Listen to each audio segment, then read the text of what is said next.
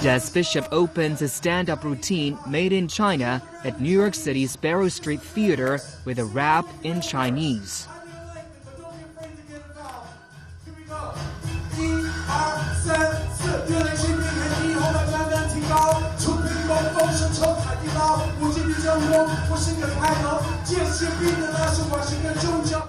He tells jokes, sometimes vulgar ones, in French cut shirt and suit and tie.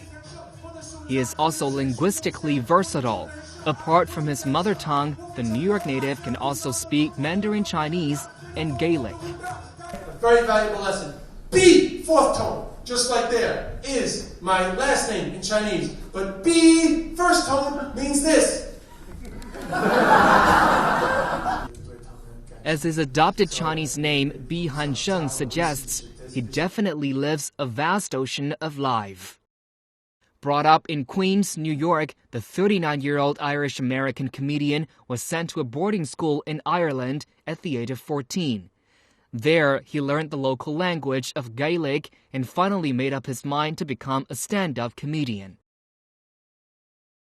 A friend of mine was like a regular MC of a comedy club every Wednesday. So we started going, and he could see that I wanted to do it, but I didn't even know myself, really. And then he pushed me to try. And once I tried, it's like heroin. Once you try it once, you can't stop. You want more. It's a little bit addictive, the energy. So he kept doing it. Perceived as foreign in Ireland, Bishop played with Irish culture using his fresh eyes. Soon enough, he got noticed in the country, became famous through paid gigs. In 2004, during a trip to China, Bishop was immediately hooked up with the country and its culture. He moved to China in 2013, learning the language while traveling around for 2 years, then returned with the hour-long one-man comedy show Made in China. I was blown away by the hospitality, and I thought, my God, the people in the West don't really know what Chinese people are like. You know, I think people in the West think Chinese people have no sense of humor, they're very serious, you know, and, you know, that there's just so many people and it's kind of chaos over there. You know, I just wanted to tell a different story of China to the West, you know. I mean, I'm not a propagandist for China or anything, but, you know, there tends to be sort of one story about China in Western media. It tends to be a little bit on the negative side. And I just wanted to show, like, young people's lives and everyday life and the Chinese sense of humor, just to give a bit of a different flavor. From tones of words, strokes of characters, to people's way of driving and attitude towards marriage, Bishop dares to play a joke on nearly everything about China while being informative and incisive. You know, you have to do a lot of explaining. Why I show pictures and why I show videos is because you're talking about things that people don't know. And it's very hard to make people laugh about things they don't understand. So first you have to make them understand, and then you have to make a joke about it. Or you have to be funny while explaining. So you have to pick the things that you can explain quickly and then make them laugh. You know, and that's just trial and error. But that's for all shows. That's not just for my show about China. That's always the comedian's challenge. Apart from presenting shows in English, Bishop is fluent enough to deliver his comedy entirely in Chinese.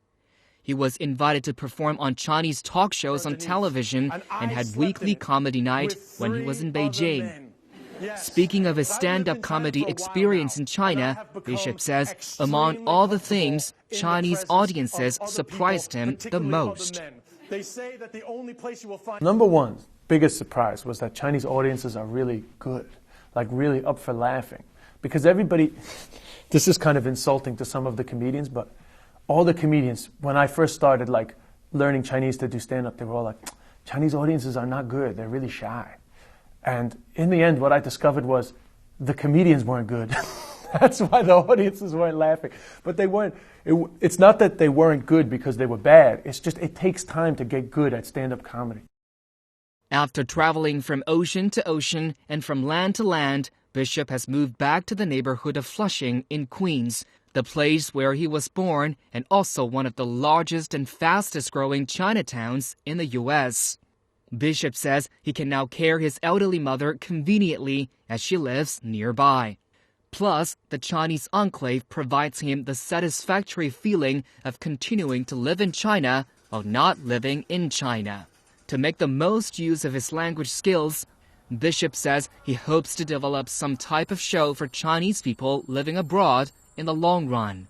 And according to him, Flushing is an ideal place to begin the plan, and a Chinese restaurant is the venue where he wants to put on the show. You know, when I was a kid, 我小时候, if I told New York people I'm from Flushing, they'd be like, oh, you're from Flushing? Like, oh my God, like, why? Flushing's awful. You're so far away. You know, like Flushing was like this bad place.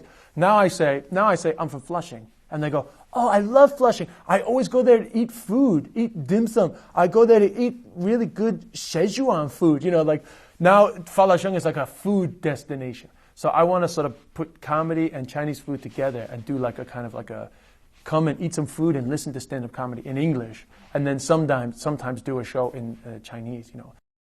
After wrapping up Made in China in New York City on March the 29th, he will bring the show to the UK, China, and New Zealand before returning to Flushing in June.